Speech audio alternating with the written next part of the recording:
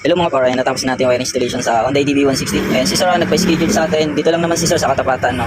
Tapos ang inabili ni Sir sa atin, ito yung Zenlo X1 Plus na 60 watts. Tapos PIAA horn, dual horn setup to. Yan, nasa ilalim lang, no? Tapos yan, nagpalagay na rin si Sir ng ating crash guard yan. Available na yung SEC crash guard yan.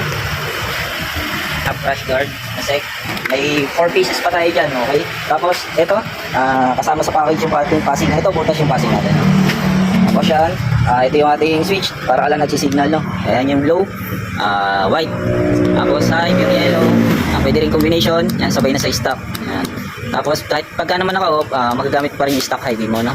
Tapos passing nito, combination, yan. Kahit naka-low, meron. Kahit naka-high, meron. Yan. Tapos dual horn setup, ito yung ating selector.